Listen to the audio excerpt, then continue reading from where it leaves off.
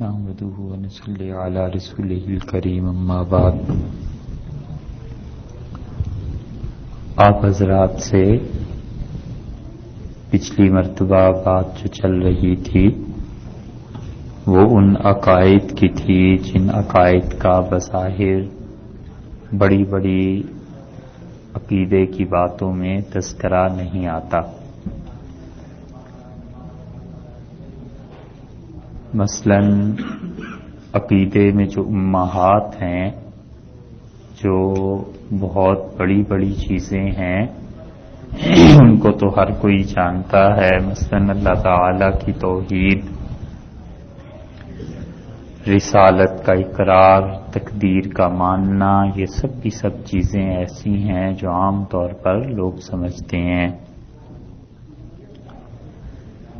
اور کچھ عقائد ایسے ہیں جو بظاہر اتنے زیادہ واضح نہیں ہیں، لیکن ان کا ماننا بھی ضروری ہے۔ اور وہ پچھلے بیان میں آپ سے عرض کیا تھا کہ مثلا قبر کا عذاب ہے، رسول اللہ صلی اللہ علیہ وسلم کی شفاعت ہے، حوض کوثر ہے، اس طرح کی کئی ایک چیزیں ہیں جو متواتر اور مسلسل احادیث سے ثابت ہیں، اور ان کا انکار کبھی کبھی انسان کو کفر تک لے جاتا ہے۔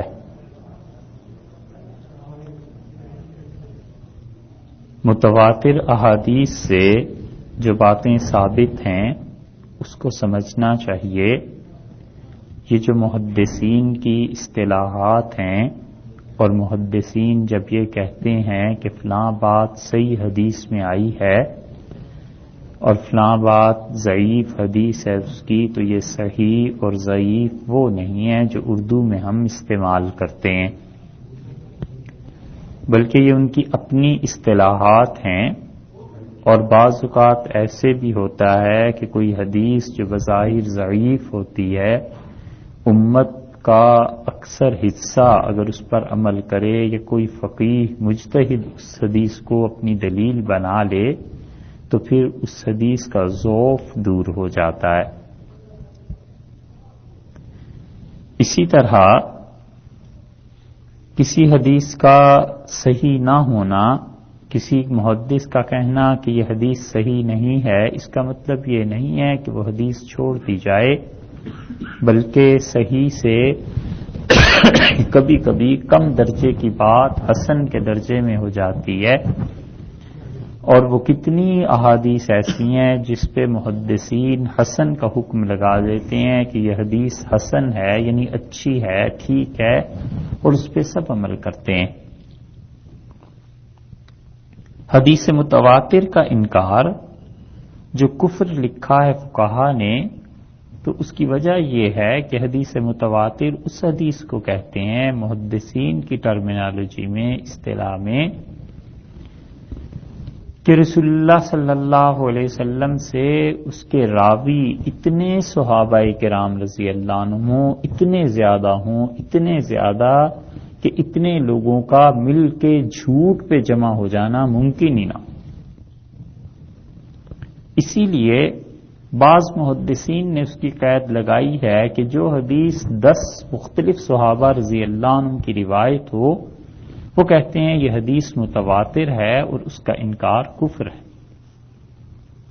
کیونکہ 10 صحابہ رضی اللہ عنہ مل کے یہ نہیں کر سکتے تھے، یا بعد کے راوی بھی یہ نہیں کر سکتے تھے کہ 10 نے کسی سازش کے تحت ایک چیز گھڑ لی اور سب نے رسول اللہ صلی اللہ علیہ وسلم کی طرف منسوب کر دی۔ الیاذ باللہ یہ نہیں ہو سکتا تھا۔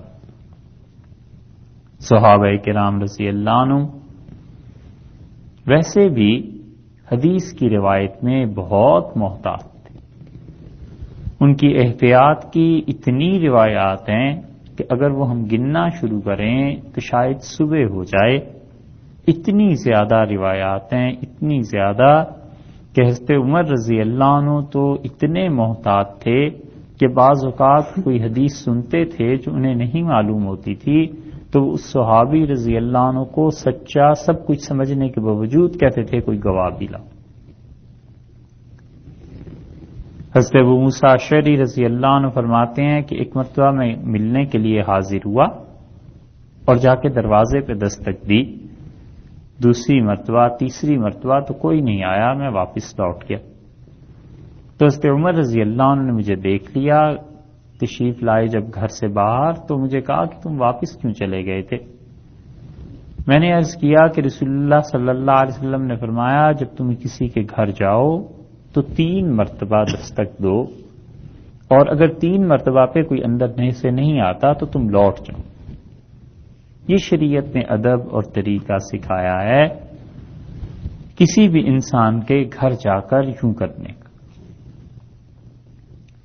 3 مرتبہ بیل دے دی، نہیں آیا کوئی اندر سے، اس کا مطلب ہے کہ کوئی بھی عذر ہو سکتا ہے، اسے کوئی بھی مجبوری ہو سکتی ہے۔ اب اس کے لیے درست نہیں ہے کہ 4تھی مرتبہ پھر بیل دے، جب تک کہ کوئی ایمرجنسی نہ ہو اس وقت تک عام حالات میں زندگی میں شریعت کا حکم یہی۔ حضرت ابو موسیٰ رضی اللہ عنہ نے کہا، جب یہ حدیث سنائی حضرت عمر رضی اللہ عنہ کو، تو انہوں نے کہا کہ ابو موسیٰ پھر تو ہم تعلیم علم سے محروم رہ گئے، مجھے تو پتہ ہی نہیں، اور اس حدیث پر تم کوئی گواہ بھی لاؤ۔ تو حضرت ابو موسیٰ رضی اللہ عنہ مسجد نبوی میں تشریف لے گئے، اور انہوں نے دیکھا بہت سے صحابہ رضی اللہ عنہ بیٹھے ہوئے تھے، اور کہنے لگے تم میں سے کسی نے رسول اللہ صلی اللہ علیہ وسلم سے سنا ہے کہ 3 مرتبہ دستک دینے پہ کوئی نہ آئے تو واپس لوٹ جانا چاہیے؟ سب نے کہا ہم نے سنا ہے۔ تو انہوں نے کہا میرے ساتھ یہ قصہ پیش آیا ہے، اور امیر المومنین فرما رہے ہیں کہ کوئی گواہ لاؤ، تو تم میں سب سے چھوٹی عمر والا میرے ساتھ جائے تاکہ پتہ چلے امیر المومنین کو کہ یہاں تو سب واقف ہیں۔ تو حضرت ابو سعید رضی اللہ عنہ سب سے کم عمر نکلے اور وہ گئے، اور حضرت عمر رضی اللہ عنہ نے کہا کہ ابو موسیٰ مجھے تم پہ شبہ نہیں تھا، بات اتنی سی تھی کہ مجھے تعجب ہوا کہ اتنا بنیادی معاملہ جو روز پیش آ سکتا ہے، آدمی کسی کے گھر جاتا ہے، اور اس کی تعلیم، اس کا علم مجھے نہیں تھا، اس لیے میں نے کہا کہ کسی گواہ کو بھی لیا۔ حضرت علی رضی اللہ عنہ کہتے تھے میں جس سے حدیث سنتا تھا اس سے کہتا تھا اللہ کی قسم کھاؤ کہ تم نے رسول اللہ صلی اللہ علیہ وسلم سے یہ سنا ہے، اور میرے اس کلیے اور قاعدے سے صرف ایک ہی آدمی مستثنا تھا پورے صحابہ رضی اللہ عنہ میں، اور وہ حضرت ابوبکر رضی اللہ عنہ تھے کہ انہیں خود صدیق رسول اللہ صلی اللہ علیہ وسلم نے کہا تھا۔ تو یہ صحابہ رضی اللہ عنہ جب کسی حدیث کی روایت کرتے ہیں تو وہ یہ سب کے سب صحیح، ان کے بعد والے راوی اب یہ نہیں ہو سکتا کہ وہ سب کے سب مل کے جھوٹ پہ اتفاق کر لیں، تو جو حدیث اس طرح کی سند کے ساتھ آ جائے کہ کئی ایک صحابہ رضی اللہ عنہ اس کی روایت کرتے ہوں، وہ حدیث متواتر کہلاتی ہے، اور متواتر حدیث کا انکار کفر ہے۔ یہاں تک کہ امام ابو حنیفہ رحمۃ اللہ علیہ سے پوچھا گیا کہ کیا یہ جو موزے ہیں چمڑے کے، ان پہ مسح کرنا حدیث میں آیا ہے؟ تو امام ابو حنیفہ رحمۃ اللہ علیہ نے فرمایا کہ مجھے اس کا فتویٰ دینے میں تأمل تھا، میں سوچ رہا تھا میرے پاس دلائل آئیں، اور 70 بدری صحابہ رضی اللہ عنہ کی روایت مجھ تک پہنچی ہے کہ رسول اللہ صلی اللہ علیہ وسلم چمڑے کے موزوں پر مسح کیا کرتے تھے، اور اگر یہ فتویٰ نہ دوں تو مجھے ڈر ہے کفر کا۔ حدیث متواتر ہو گئی نا۔ اسی لیے امت میں جو لوگ منکر ہوئے ہیں چمڑے کے موزوں پر مسح کرنے کے، یہ کوئی چھوٹا سا مسئلہ نہیں تھا، فقہا نے اس گروہ اور طبقے کے متعلق لکھا ہے کہ ان کی کفریات میں سے، کفر کی چیزوں میں سے ایک یہ ہے کہ یہ چمڑے کے موزوں پہ مسح کے قائل نہیں ہے، حالانکہ رسول اللہ صلی اللہ علیہ وسلم کرتے ہی رہے۔ تو جتنے عقائد کے متعلق پچھلی مرتبہ آپ سے عرض کیا تھا وہ سب متواتر احادیث سے ثابت ہیں۔ یہ نہیں ہے کہ صحابہ کرام رضی اللہ عنہم نے کچھ اپنے پاس سے وہ چیزیں گھڑ لیوں، ایسے کر لیا ولیعذ باللہ، یا بعد کے راویوں نے کوئی جھوٹ بول دیا اور رسول اللہ صلی اللہ علیہ وسلم پہ۔ وہ لوگ بہت محتاط تھے، اتنے محتاط تھے، حدیث کی روایت میں اتنے محتاط تھے کہ کوئی آدمی اگر ایک لفظ بدل جاتا تھا تو وہ کہتا تھا یا یہ کہا تھا یا یہ کہا تھا۔ اور اسی احتیاط کی وجہ سے جو روایات آئی ہیں ان لوگوں تک انہوں نے سارے دین کا بنیادی ڈھانچہ انہی روایات پر کھڑا کیا ہے، اور اگر وہ ذرا بھی بے احتیاطی کرتے تو دین صحیح صورت میں ہم تک پہنچنا بھی بالکل ناممکن اور دشوار تھا۔ ان عقائد کے بعد ایک اہم بات جو سب کو سوچنی چاہیے اور سب کے کام آنے والی چیز ہے وہ یہ ہے کہ کسی بھی مسلمان کی عمومی طور پر معاشرے میں کیا ذمہ داریاں بنتی۔ شریعت نے کیا کہا ہے کہ کوئی مسلمان جب مسلمانوں کے ساتھ رہ رہا ہو، حتیٰ کہ کافروں کے ساتھ رہ رہا ہو، تو اس کی کیا کیا حقوق لوگوں کے ذریعے بنتے ہیں اور اس کی کیا ڈیوٹیز بنتی ہیں، اس کے کیا فرائض ہیں کہ وہ لوگوں کے ساتھ کس طرح کا برتاؤ کرے، اللہ کے ساتھ اس کا کیا تعلق ہونا چاہیے، اتباع سنت میں کیا ہونا چاہیے، مسلمانوں کے عام معاشرے میں کیا ہونا چاہیے۔ اگر آدمی کو اپنے فرائض کا علم ہو اور یہ معلوم ہو کہ میرے ذمے یہ کام ہے، میری ذمہ داری ہے ان کاموں کو کرنا، تو پھر بہت سے اجتماعی گناہوں سے بچا رہتا ہے۔ مثلا آپ دیکھیے متعدد احادیث میں رسول اللہ صلی اللہ علیہ وسلم نے اس طرف توجہ دلائی ہے کہ مسلمان اجتماعی زندگی گزاریں، الگ الگ رہ کے الگ الگ ہو کے نہ رہیں۔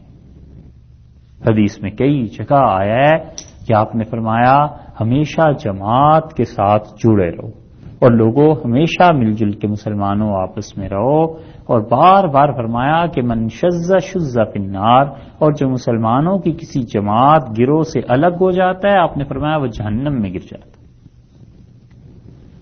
ایک جگہ حدیث میں آیا ہے رسول اللہ صلی اللہ علیہ وسلم نے فرمایا علیکم بجماعت المسلمین، تمہارے ذمے یہ ضروری ہے مسلمانوں کے ساتھ جہاں ان کا کوئی گروہ ہے وہاں ان کے ساتھ رہو۔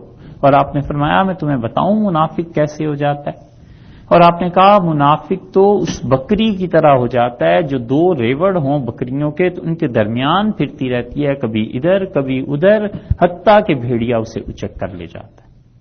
اس کا مطلب یہ ہے کہ جو انسان مسلمانوں کے درمیان نہیں رہے گا، مسلمانوں کی جماعت کسی نہ کسی گروپ اور حلقے میں نہیں رہے گا، شیطان اسے اچک کر لے جائے گا، اس کے ساتھ کچھ بھی پیش آ سکتا ہے۔ اور اسی وجہ سے جن لوگوں نے ہجرت نہیں کی تھی، مکہ مکرمہ میں رہتے تھے کافروں کے درمیان، تو رسول اللہ صلی اللہ علیہ وسلم نے ایک دن اعلان کروایا اور آپ نے کہا جو مسلمان کافروں کے گھروں کے بیچ میں رہتا ہے اس سے صاف کہہ دو وہ ہماری امت میں سے نہیں۔ یعنی وہ ہجرت کر کے آئے اور مسلمانوں کی جماعت اور گروہ کے ساتھ رہے، جب تک کہ کسی فتنے کا خدشہ نہ ہو، جب تک کہ کسی مصیبت کا خدشہ نہ ہو، الیاذ باللہ خدا نخواستہ کہیں مسلمان ہی اتنے بگڑ جائیں کہ کسی آدمی کو یہ ڈر لگنے لگے کہ ان مسلمانوں کے درمیان رہ کے تو میں اپنے دین کو بھی نہیں محفوظ رکھ سکتا، تو اس کو تو اجازت دی ہے رسول اللہ صلی اللہ علیہ وسلم نے، اور وہ بھی قرب قیامت کے حالات میں۔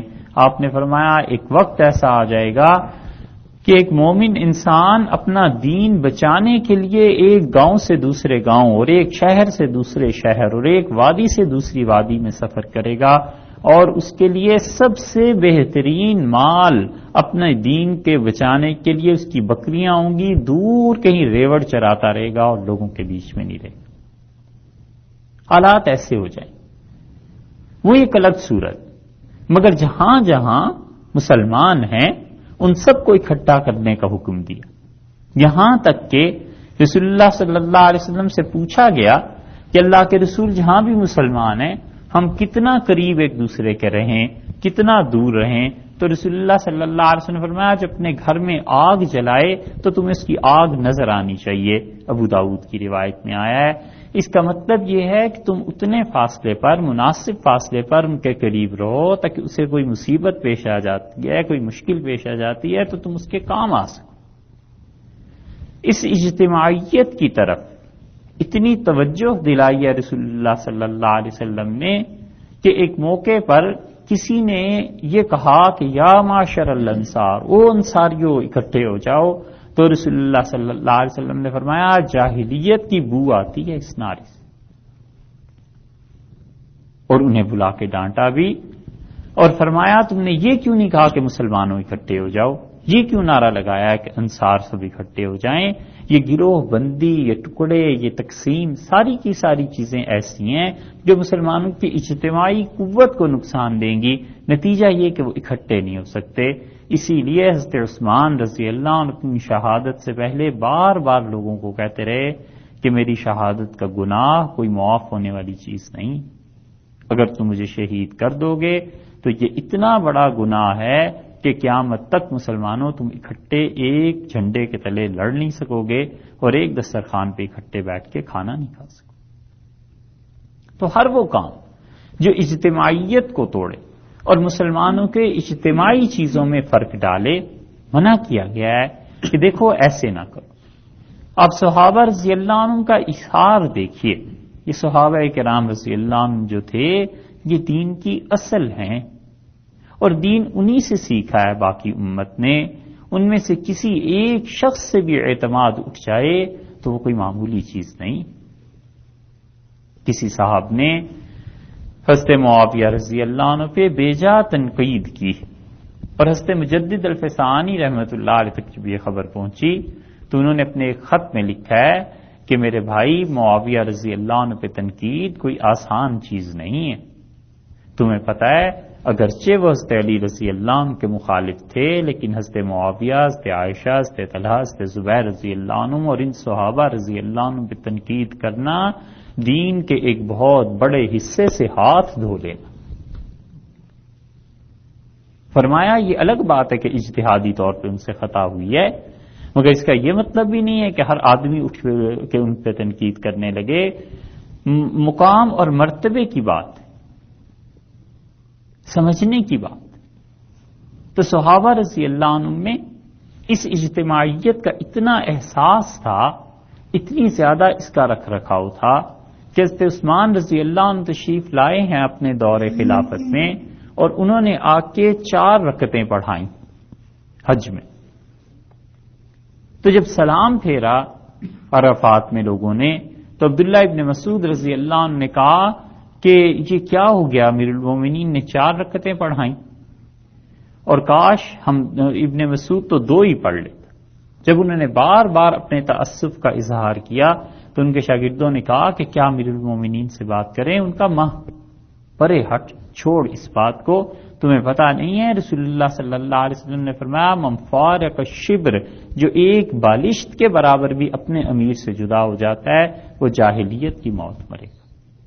فرمایا بالکل نہیں، ان سے بات نہیں کرنی، لیکن ہم تو رسول اللہ صلی اللہ علیہ وسلم اور ابوبکر عمر رضی اللہ عنہ کے ساتھ 2 ہی پڑھتے رہے ہیں، یہ انہوں نے کیا کیا؟ حضرت عبداللہ ابن عمر آ گئے، اور عبداللہ ابن عمر رضی اللہ عنہ نے کہا ابن مسعود خدا 2 رکعتیں قبول کر لے اور 2 معاف کر دے، یہ جو سنت کی خلاف ہو گئی کیا کریں؟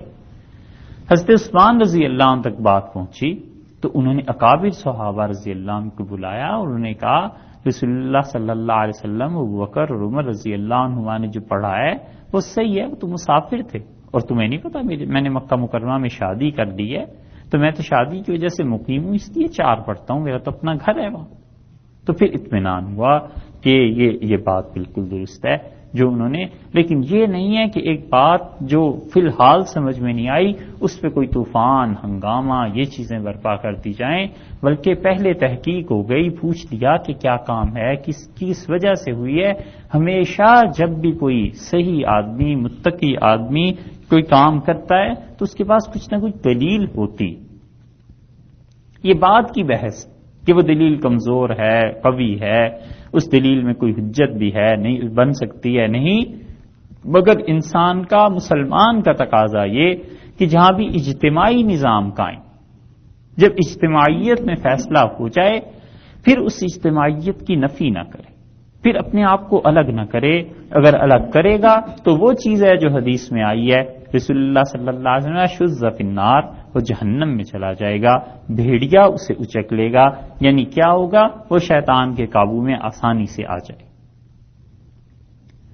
اجتماعی کام جو مسلمانوں کے کرنے کے ہیں وہ ان کی تجارت ہے کہ رسول اللہ صلی اللہ علیہ وسلم نے مدینہ منورہ میں پہنچ کے لوگوں کو تجارت کی ترغیب دلائی، بڑے بڑے اکابر صحابہ رضی اللہ عنہ تجارت کرتے تھے اور اجتماعی طور پہ ایک دوسرے کی مدد کرتے تھے، ایک دوسرے کا خیال کرتے تھے کہ کس کو کیا مشکل پیش آ رہی ہے، اس انسان کا ساتھ دینا چاہیے۔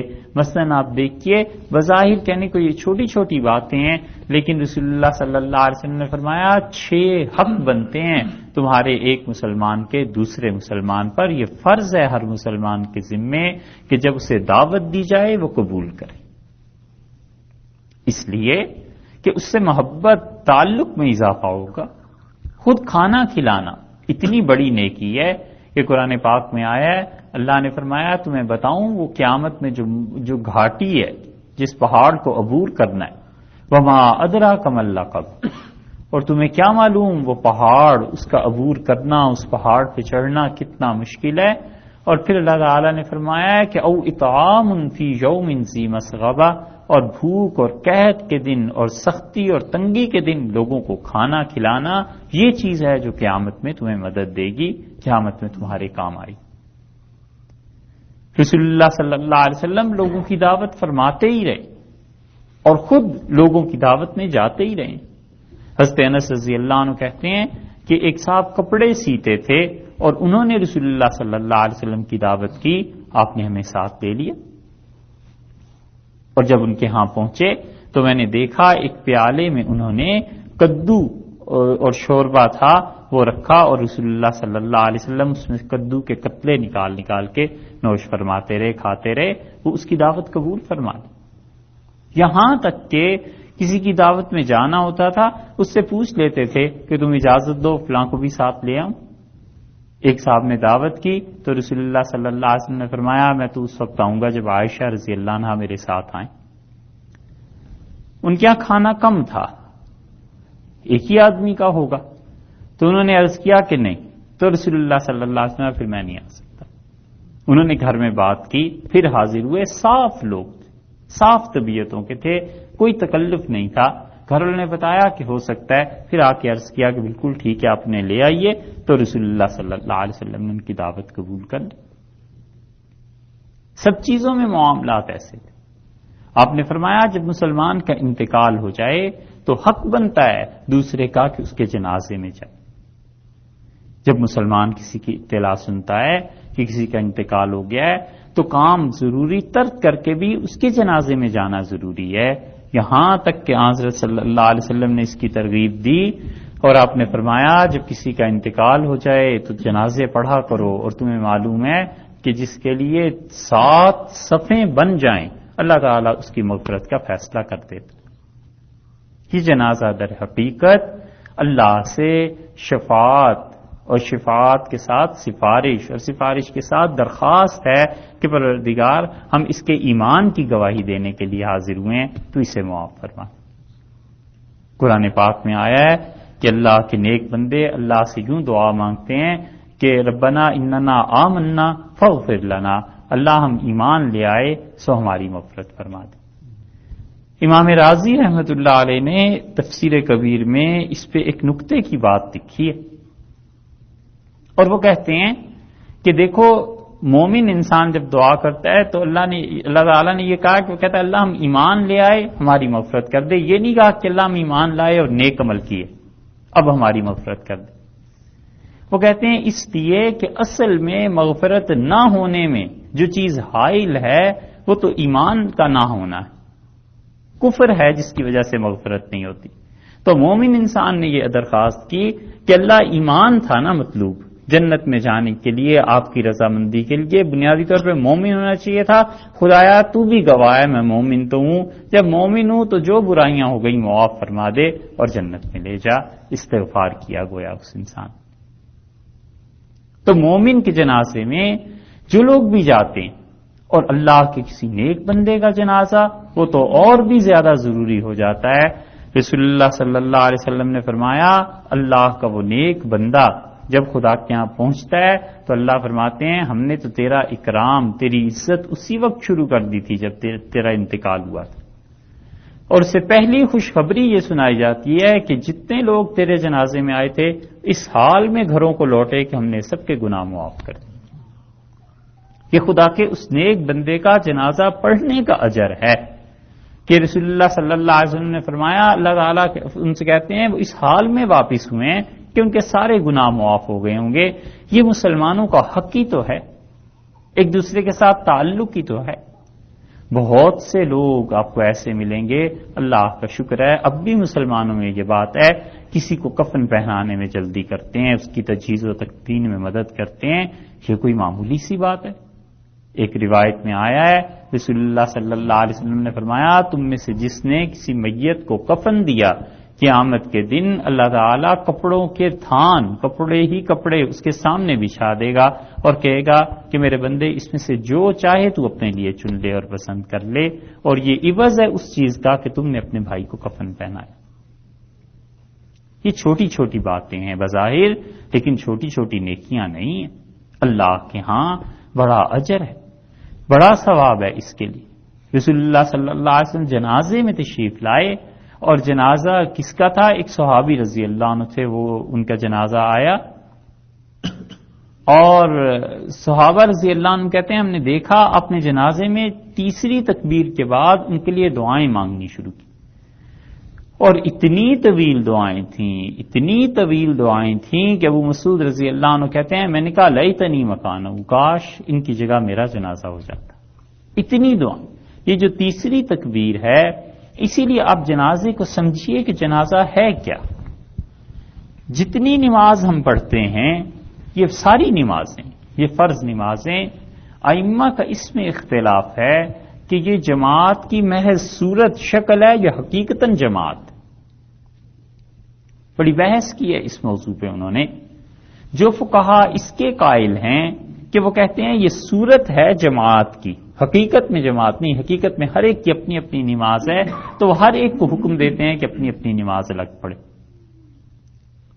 امام کے پیچھے جمع ہونا یہ تو ڈسپلن ہے، نظم ہے، مسلمانوں کی اجتماعی قوت ہے، بس وہی اجتماعیت۔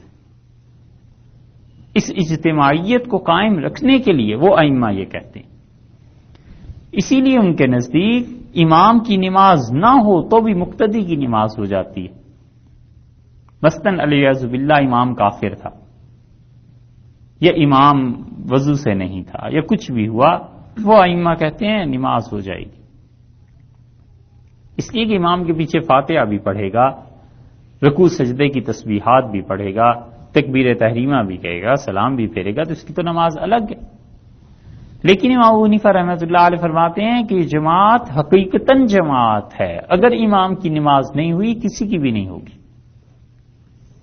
اور جنازہ، یہ سب ائمہ کہتے ہیں، وہ کہتے ہیں جنازہ نماز نہیں ہے، جنازہ تو بظاہر جماعت نماز کی ایک صورت ہے، اس کی حقیقت دعا ہے۔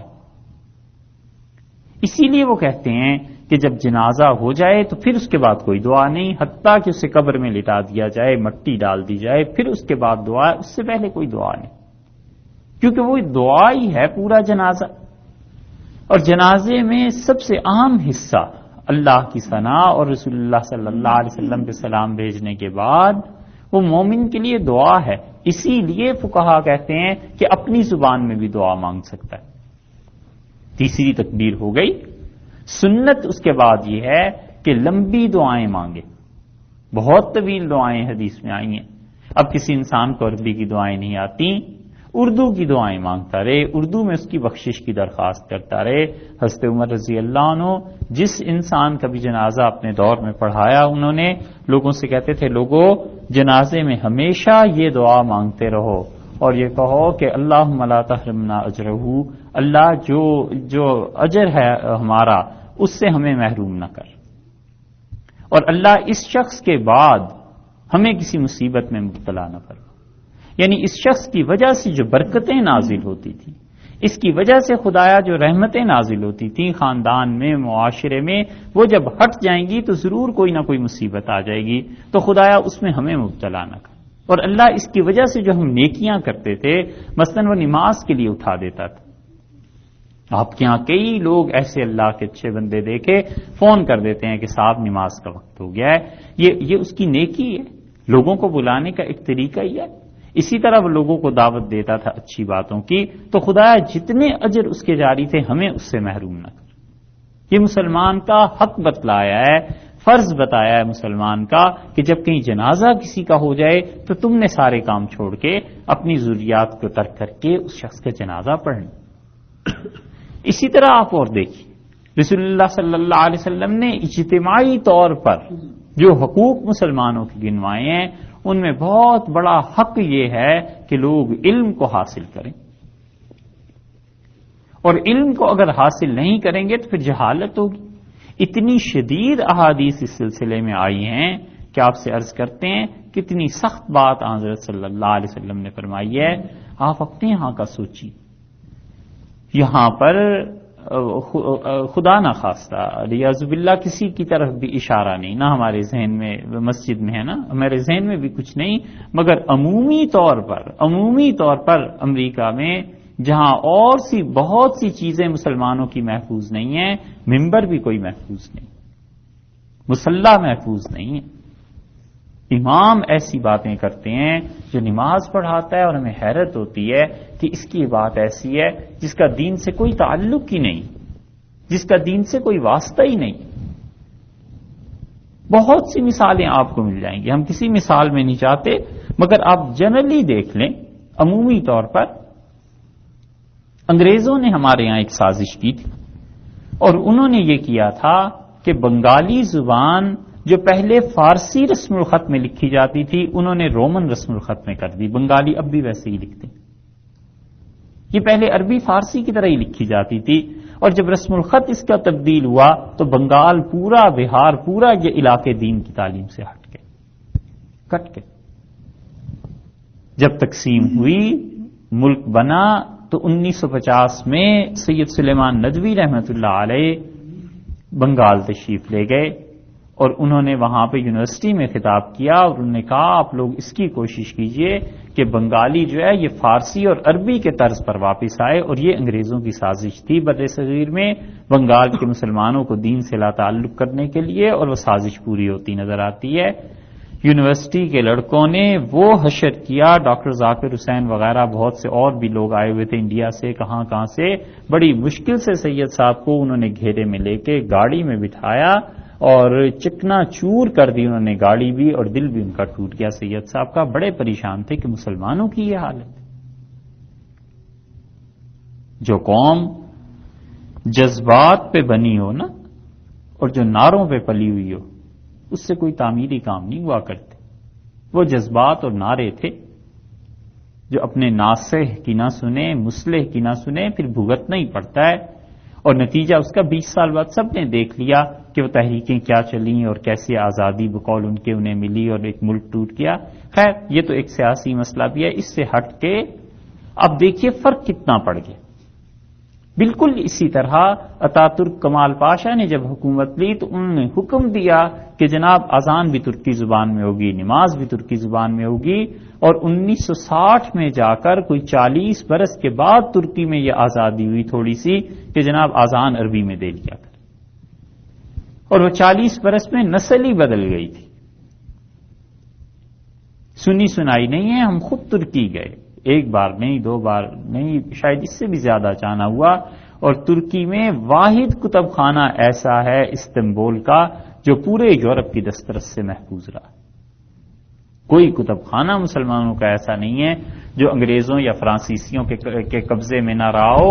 وہ ایک استنبول میں سلیمانیہ بس ایسی جگہ ہے جہاں کوئی انگریز نہیں جا سکے، یعنی حکومت قائم نہیں ہوئی ان کی، اور ہزاروں کتابیں پڑھی ہیں ایسی حدیث کی جو آج تک چھپی نہیں، سامنے ہی نہیں آئی۔ یہ جتنی احادیث کے ذخائر ہم دیکھتے ہیں، جتنی تفاسیر ہم دیکھتے ہیں، چھپی ہوئی پڑھتے ہیں، یہ جتنے مسلمانوں کے ابھی تک کلمی نسخے محفوظ ہیں، یہ تو شاید اس کا 40% بھی نہیں۔ ابھی تو اتنا کام پڑا ہوا ہے کہ اس کا 40% نہیں ہے۔ بیضاوی ایک تفسیر ہے، قاضی بیضاوی رحمۃ اللہ علیہ نے لکھی تھی، اس تفسیر کے انہوں نے لکھا، اور وہ بہت علمی چیز تھی۔ ان کے بعد والوں نے کہا کہ اسے اور ڈیٹیلز اس کی ہونی چاہیے۔ اس بیضاوی پر اس تفسیر کی آگے مزید شرح 120 کے قریب تو ہم نے اسپین میں دیکھی جو دنیا کو پتہ ہی نہیں، صرف کلمے ہی پڑھی نہیں. 120 سے زیادہ حاشیے اس کے تھے. ابھی تک تو کتابیں سامنے بھی نہیں آئیں بہت سی. تو ہم نے کئی ترکوں سے پوچھا وہاں پہ، تو انہوں نے جس حوالے سے ہم گئے تھے وہ حوالہ ترکوں میں بہت مضبوط تھا. اور اربکان صاحب اس وقت ان کے وزیر اعظم تھے، ان کے سیکرٹری جو تھے وہ اسلام آباد میں پڑھتے رہے، وہاں سے ان سے واقفیت تھی. جب ہمارا جانا ہوا تو انہیں کے ہاں ٹھہرے. ہم نے کہا ہم نے کتب خانہ دیکھنا ہے، تو انہوں نے اپنے کسی معتمد کو ساتھ بھیج دیا. اس وجہ سے انہوں نے ہر چیز دکھائی. ہم نے ان سے پوچھا کہ یہاں حافظ ابن حجر رحمۃ اللہ علیہ نے کوئی قرآن پاک لکھا تھا اور وہ دیکھنا ہے. ان کا یہ قرآن کا سیکشن آپ کو دکھاتے ہیں. تو پرانے نسخے ان کو محفوظ رکھنے کے لیے، ان کی صفائی کرنے کے لیے وہ سارے قرآن پاک کے نسخے انہوں نے رکھے ہوئے تھے. کئی 100 سال پرانے، کتنے مشاہیر اور اکابر نے لکھے. تو معلوم ہوا جناب وہ خاتون کھڑی تھی، انہوں نے کہا کہ وہ قرآن پاک تو صفائی کے لیے فلاں جگہ ڈیسک پہ گیا ہوا ہے. ہم وہ جب وہاں گئے تو ایک خاتون تھی، سگریٹ پی رہی تھی، منی سکرٹ پہنی ہوئی، ٹانگیں سب ننگی، اور وہ اس قرآن پاک کو صاف کر. تو میں نے ان سے پوچھا، میں نے کہا یہ وہ نسخہ ہے؟ ان کا ہاں وہی نسخہ ہے. تو معلوم ہوا صرف انگلش جانتی اور کچھ بھی نہیں. اور یہ ہر طرف حال یہی تھا، خواتین کام کر رہی ہیں، مرد کام کر رہے ہیں. اور ایک سے ہم نے کہا کہ بھئی یہ نسخے تمہارے یہاں ہیں، یہ پورے استنبول میں گنے چنے آدمی بھی ایسے نہیں ملے جو عربی جانتے ہوں اور ان ذخائر سے فائدہ اٹھا سکیں. وہ وہاں جو ان کے ڈائریکٹر اور جو لوگ تھے وہ بڑے خوش ہوئے، کہنے کہ سبحان اللہ صاحب کوئی آدمی آیا ہے عربی جانتا ہے اور وہ پڑھ لیتا. یہ 2 نسلیں گزری. 1924 میں خلافت ٹوٹی تھی نا، انہوں نے رسم الخط تبدیل کر دیا. نتیجہ اس کا کیا نکلا؟ نتیجہ یہ کہ وہ ذخائر پڑے کے پڑے رہ گئے، کوئی انہیں دیکھنے والا نہیں، کوئی ڈھونڈنے والا نہیں. اور اس کے بعد اب تو خیر ترکوں کے یہاں ویزے کی اور پابندیاں بڑھتی چلی جا رہی ہیں. ان ذخائر کا کیا ہوگا؟ یہی ہوا کرتا ہے. جو قوم اپنی تعلیم کی طرف توجہ نہیں دیتی، اس اعتبار سے انہوں نے فتوے لے لیے کہ جناب ترکی زبان میں نماز جائز ہے، ترکی میں خطبہ بھی جائز ہے. ہم صرف اتنی بات عرض کرتے ہیں کہ جو چیزیں شرعاً فرض اور واجب ہیں اس کی زبان نہیں تبدیل کی جا سکتی. اگر ان چیزوں کی زبان تبدیل ہونے لگے گی تو پھر قرآن پاک کے ساتھ علیاذ باللہ وہ کرنا چاہتے ہیں مسلمان جو تورات اور انجیل کے ساتھ ہوا ہے. اللہ نے اصل زبان میں نازل کی تھی عبرانی میں، انہوں نے آگے ٹرانسلیشن کر کے اصل زبان ختم کر دی عبرانی، پھر وہ کسی اور زبان میں ترجمہ ہوا، کسی اور میں ہوا، اور ہوتے ہوتے تحریف ہوتے ہوتے یہ حال ہو. اسی لیے فقہا نے لکھا ہے کہ عربی ٹیکسٹ جب تک نہ ہو قرآن پاک کا صرف ترجمہ چھاپنا کسی بھی زبان میں یہ مکروہ تحریمی، یعنی عملاً حرام.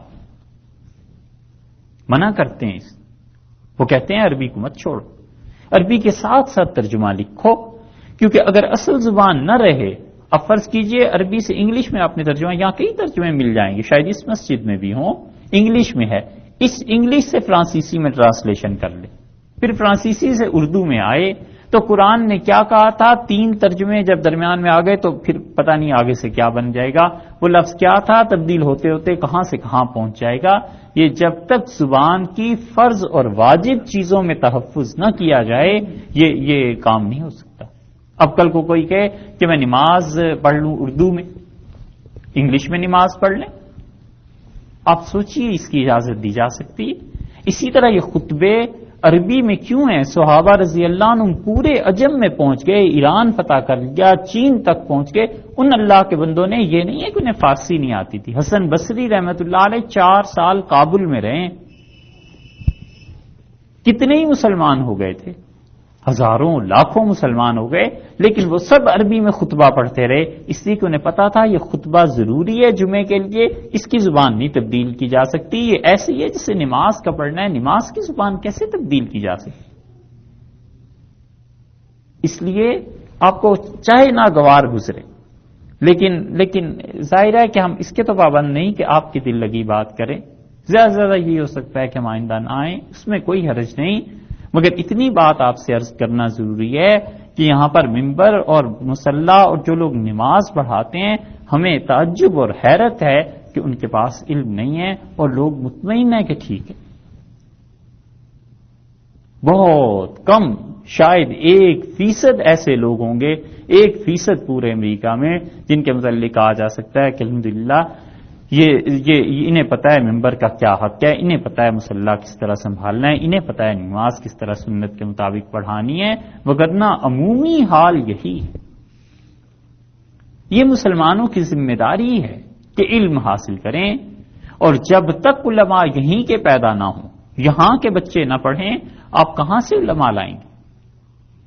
پاکستان ہندوستان سے کتنے علماء یہاں آ جائیں جنہیں یہاں کی زبان اور مسائل کا پتہ ہو، انگلش جانتے ہوں اور یہاں کے مسائل کو سمجھتے ہوں؟ نہیں بھائی، اور بہت سے کام وہاں بھی ابھی باقی.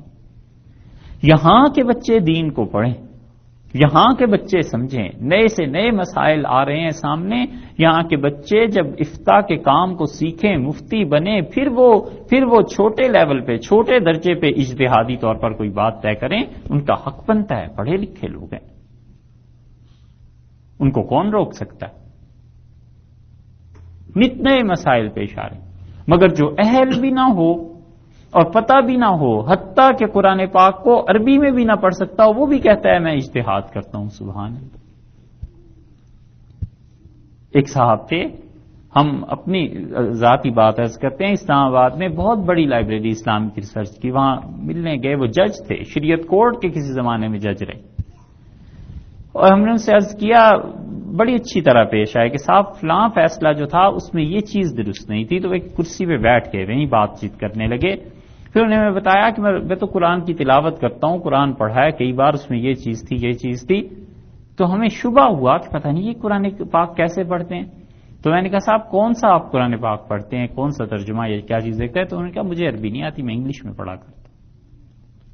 ہیں وہ جج رہے ہیں شریعت کورٹ کے، اور قرآن انگلش میں پڑھتے تھے، عربی میں پڑھنا ہی نہیں آیا، بچپن میں نہیں نہ پڑھا، پھر بعد میں بھی نہیں پڑھا، اور وہ شریعت کے مطابق اپنی طرف سے فیصلے کر رہے ہیں. بھلا بتائیے اس دین میں آخر کیا چیز رہ جائے؟ جب تک آپ کے ہاں کے بچے علماء نہیں بنتے، جب تک یہیں کے بچے اس مسلح کو اور اس ممبر کو نہیں سنبھالتے، یہاں دین نہیں آتا.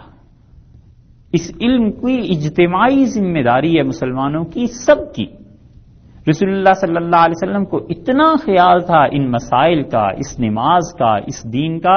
حضرت ابو موسیٰ اشعری رضی اللہ عنہ کہتے ہیں، مجھ سے رسول اللہ صلی اللہ علیہ وسلم نے فرمایا کہ ابو موسیٰ، یہ جو تم مجھ سے روز باتیں سنتے ہو دین کی، یہ جا کے اپنے ہمسایوں کو بتاتے ہو؟ یہ صحابہ رضی اللہ عنہ میں معمول تھا کہ جو کچھ وہ سنتے تھے، جو نہیں تھا شام کو اس کے گھر جا کے بتاتے تھے. دو دوستوں نے آپس میں اس طرح کر لیا تھا کہ ایک تجارت پہ چلا گیا دکان پہ، دوسرا رسول اللہ صلی اللہ علیہ وسلم کے پاس بیٹھ گیا. شام کو دونوں ایک گھر میں جمع ہو کے کہتے تھے آج یہ بات فرمائی تھی، ارشاد یوں ہوا تھا، بس پھر الگ ہو جاتے. پھر دوسرے دن وہ آ جاتا تھا، یہ دکان پہ چلا جاتا.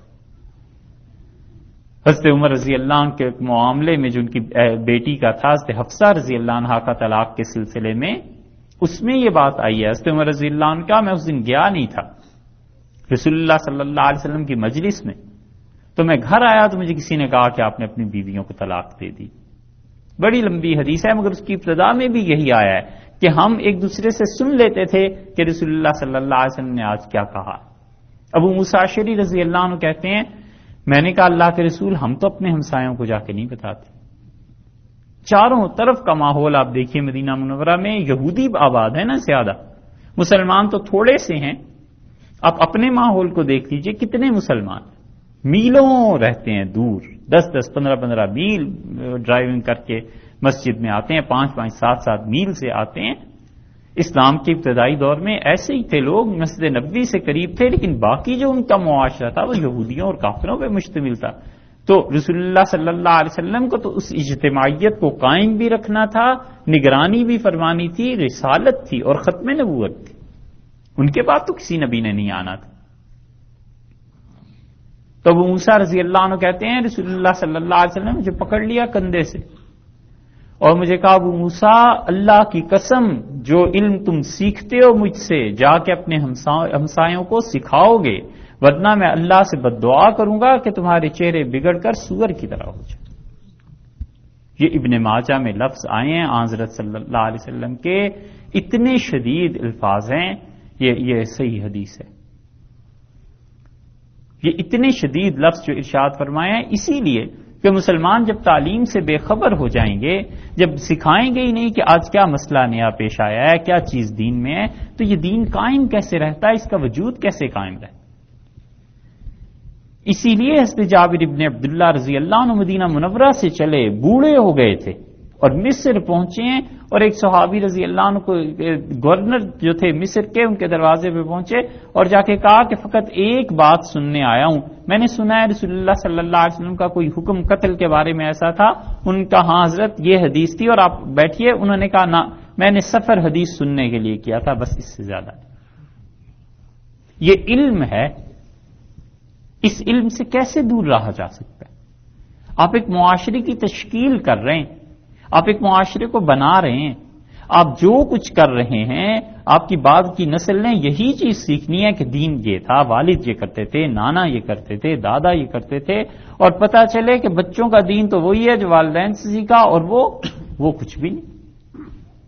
ہم اس کی آپ سے ایک مثال عرض کریں، آپ پوچھئے کسی سے نماز کہاں سیکھی ہے، شاید ہی کوئی ایسا ملے جو یہ کہے کہ میں نے نماز مسجد میں جا کے کہیں سیکھ لی تھی، بس وہ کہے گا حافظ صاحب سے یاد کر لی تھی، باقی مسجد جا کے جیسے لوگوں کو دیکھا ویسے ہم بھی پڑھنا شروع ہو گئے، والد کو دیکھا تھا بس ایسے ہی شروع ہو گئے۔ یہ اقامت ہے اذان کی، ہمیں نہیں معلوم کہ کہیں سنت کے مطابق اقامت بھی ہوتی ہے، اس لیے کہ بس اقامت پڑھتے ہوئے سن لیا، کہہ دی۔ رسول اللہ صلی اللہ علیہ وسلم نے حضرت بلال رضی اللہ عنہ کو اقامت سکھائی، اور آپ نے فرمایا 9 وقفوں میں اقامت کہنی ہے، گنی ہے۔ آپ نے فرمایا یوں کہا کرو، اللہ اکبر اللہ اکبر اللہ اکبر اللہ اکبر، چاروں ایک سانس میں، اور پھر پہلا وقفہ آ گیا۔ فرمایا پھر کہو اشہد ان لا الہ الا اللہ اشہد ان لا الہ الا اللہ، پھر کہو اشہد ان محمد رسول اللہ اشہد ان محمد رسول اللہ، پھر کہو حی علی الصلاح حی علی الصلاح، 4 وقفے ہو گئے۔ حی علی الفلاح حی علی الفلاح 5، قد قامت الصلاح 6، قد قامت الصلاح 7، اللہ اکبر اللہ اکبر 8، اور لا الہ الا اللہ کہہ کے چپ ہو جاؤ۔ یہ 9 وقفوں میں رسول اللہ صلی اللہ علیہ وسلم نے اقامت سکھائی ہے، سنت کے مطابق اقامت نہیں کہتے، اگرچہ مستحب ہے لیکن ہے تو صحیح، حدیث میں آیا ہے ایسے پڑھو۔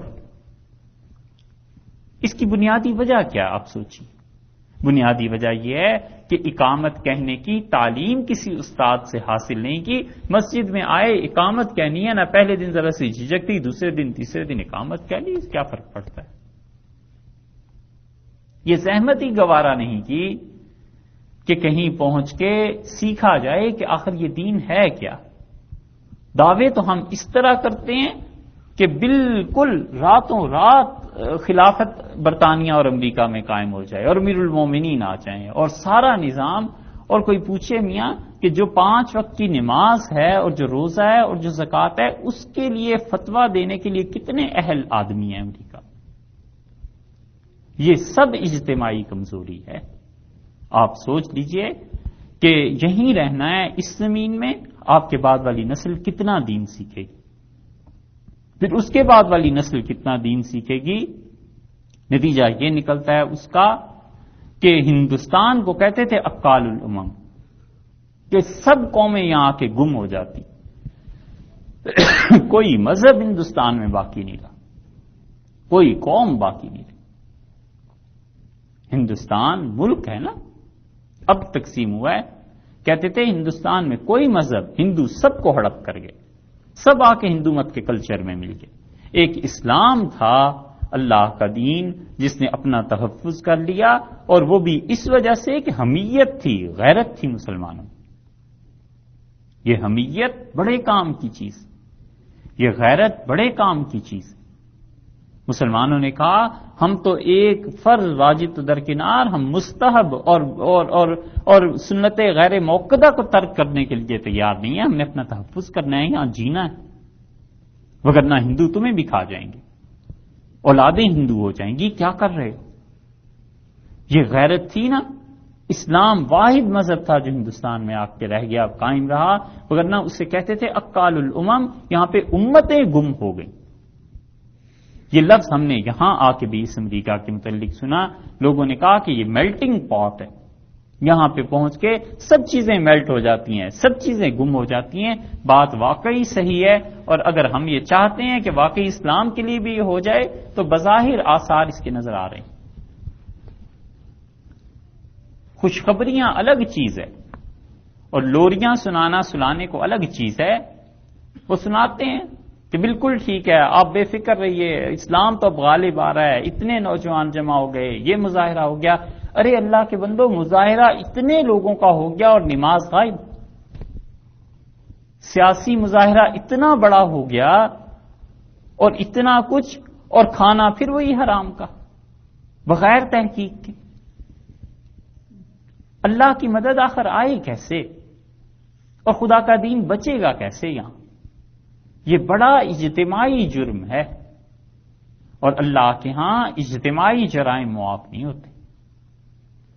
فطرت سے اللہ تعالیٰ فرد سے اغماض کر لیتا ہے، معاف کر دیتا ہے، بخش دیتا ہے، لیکن جب قوم مل کے جرم کرنے لگے تو اللہ نے صاف کہہ دیا ہے کہ ہم کسی قوم کی حالت نہیں بدلتے حتی یغیروا ما بانفسہم، یہاں تک کہ اپنی خود حالت بدلے۔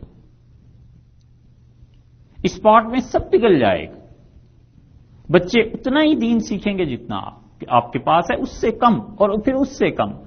اور جب تک یہاں کے مفتی نہیں ہوں گے، یہاں کی پرابلمز کو سمجھنے والے نہیں ہوں گے، یہاں کے بچوں کی تربیت نہیں ہوگی، کب تک پاکستان ہندوستان فون ہوتے رہیں کہ حضرت یہ مسئلہ کیا ہے، اور یہ حدیث صحیح ہے، اور یہ روایت صحیح ہے، اور یہ تفسیر کیا ہے؟ آپ خود سوچئے، کنویں میں کب تک فائر بریگیڈ کو فون کر کر کے کہیں گے کہ پانی ڈالو، آج کنواں خشک ہو گیا؟ کنویں میں تو اندر سے پانی نکلے گا تبھی کام چلے گا۔ یہ اجتماعی کام ہیں کرنے کے مسلمانوں کے، اور یہاں سخت قلت پائی جاتی ہے اس چیز کی۔ آپ غور کیجئے، اپنے بچوں کو کہیں دین پڑھائیے، کچھ کیجئے، ایک ایک پیسہ، ایک ایک پائی مانگیے، جا کے منتیں کیجئے، پاؤں پکڑ لیجئے لوگوں کے کہ کچھ کرو۔ یہاں کوئی 50 اسٹیٹس ہیں، 100 مدرسے قائم ہونے چاہیے، 50 اسٹیٹس ہیں، 100 اسکول قائم ہونے چاہیے۔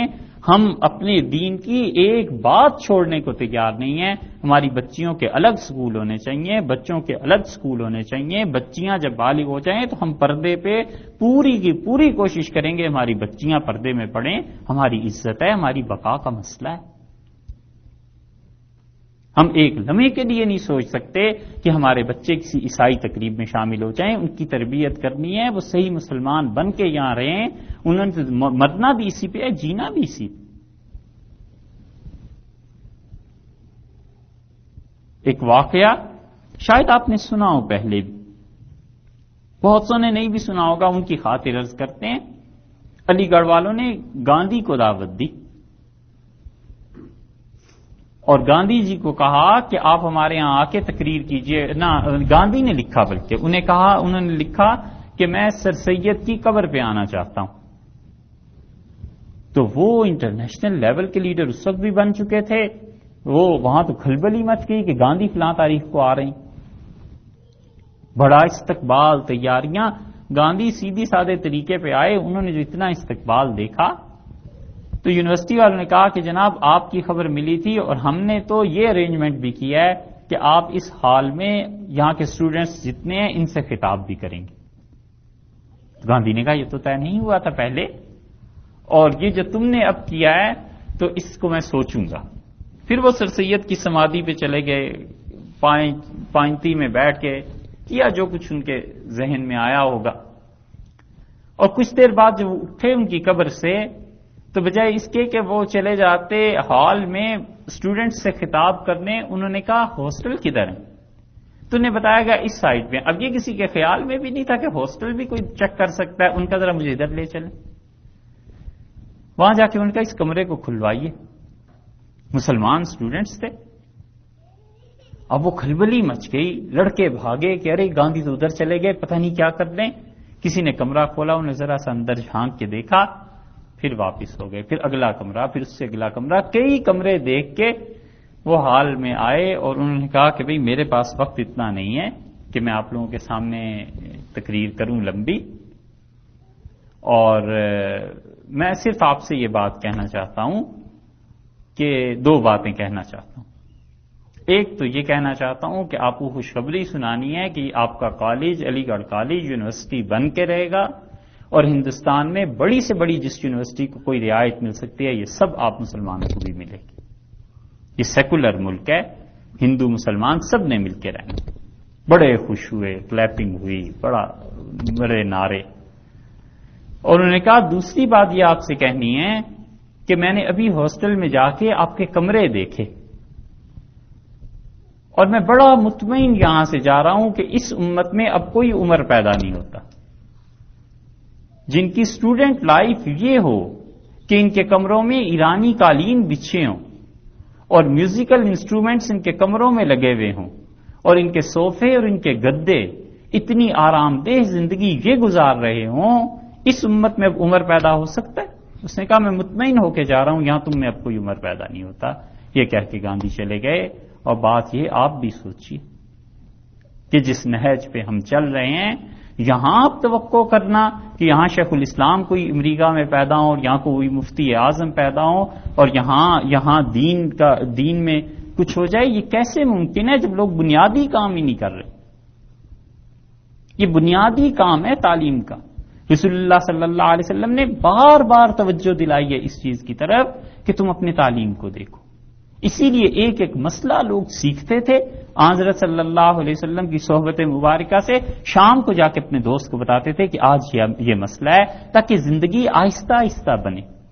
آشیانے ایسے ہی بنتے، ایک ایک تنکا رکھ کے ہی تعمیر ہوتی ہے۔ اس کھوج میں پڑے رہنا کہ کہیں سے بہت زیادہ کام ہو جائے، ارے بھئی چھوٹی سی چیز سے شروع ہو جاتا ہے کام، اور جب اللہ قبول کر لیتا ہے پھر خدا خود ہی اسے بڑھا بھی دیتا ہے۔ برکت اسی چیز کا نام کہ کسی مومن کا اخلاص، کسی کے اندر کا درد، اور کسی کی پیشانی جب صبح صادق سے پہلے سجدے میں رو دیتا ہے، خدا انہی چیزوں کو قبول کر لیتا ہے۔ اپنے گناہوں کا اعتراف، اپنی کوتاہیوں کا احساس، یہ چیزیں ہیں جو خدا کے ہاں قدر کی نگاہ سے دیکھی جاتی ہیں۔ جو اقبال نے کہا نا، موتی سمجھ کے شان کریمی نے چن لی، قطرے جو تھے میرے عرق انفعال کے، میری شرمندگی کے جو قطرے تھے آنسوؤں سے گرے، موتی سمجھ کے کریم ذات نے چن لیے کہ یہ موتی ہیں، میرے بندے نے اعتراف کی۔ اللہ سے مانگنے کی چیزیں ہیں، اور جو اسباب اور وسائل خدا نے آپ کو دیے ہیں، مت بنائیے یہ مسجد، مت بنائیے 10 لاکھ کی مسجد بن رہی ہے اور مدرسے نہیں بن رہے، اسکول نہیں بن رہے، لڑکیوں کے لیے الگ اسکول نہیں بن رہے، حتیٰ کہ ہسپتال نہیں بن رہے، اور مسلمان عورتیں اور کافر ڈاکٹر اور علاج ہو رہا ہے۔ یہ سب کوئی ذمہ داری نہیں۔ سوچئے آپ کس طرف کو جا رہے ہیں۔ جس نے نماز پڑھنی ہے یقین مانیے کچی چھت کے نیچے نماز پڑھ لے گا، کوئی حرج نہیں، لیکن وہ لوگ ہی نہ رہیں جو نماز پڑھنے والے تھے تو پھر مسجدیں کہاں ہوں گی؟ نبی کریم صلی اللہ علیہ وسلم کی حدیث یہاں دیکھ کے وہ پتہ چلتی ہے۔ آپ نے فرمایا تھا کہ تم اپنی مسجدوں کو اتنا خوبصورت بناؤ گے جتنے خوبصورت یہودیوں کی عبادت گاہیں اور عیسائیوں کے گرجے تھے، اور آپ نے فرمایا تھا جس طرح اس پہ نصارہ اور یہودی سونے اور چاندی کا استعمال کرتے تھے، تم اپنی مسجدوں کو ایسا ہی بناؤ گے، اور آپ نے فرمایا وہ وقت ایسا آ جائے گا کہ ان کی مسجدیں ہدایت سے خالی ہو جائیں۔ ہدایت سے خالی ہونے کی بات ہے کہ 30 میل اور 50 میل تک کوئی عالم دین نہیں ملتا جہاں جا کے انسان مسئلہ پوچھ سکے، جس کی صحبت میں رہ کے دل کا سکون ملے کہ یہ اللہ کا ایسا بندہ ہے جس سے بات کی جا سکتی ہے، کچھ دل کی حالت بیان کی جا سکتی ہے، جہاں کوئی تربیت ہو سکتی ہے، جہاں کوئی بتا سکتا ہے کہ حسد سے بچو، جہاں کوئی کہہ سکتا ہے کہ ظلم نہ کرو، جہاں کوئی کہہ سکتا ہے کہ بغض ہے، کینہ ہے، ریاکاری ہے، کس طرح اپنے آپ کو بچانا ہے۔ یہ تزکیے کی چیزیں کہاں ہیں؟ اگلی نسل کو پتہ بھی نہیں ہوگا کہ تزکیہ نام کس چیز کا تھا، سرے سے دین کے فرائض کی خبر نہیں رہے گی، باقی چیزیں کہاں سے بنیں گی؟ اس لیے میرے بھائی یہ جو اجتماعی ذمہ داریاں ہیں مسلمانوں کی، اس کی طرف توجہ کرنی چاہیے۔ اللہ ہمیں اور آپ کو عمل کی توفیق۔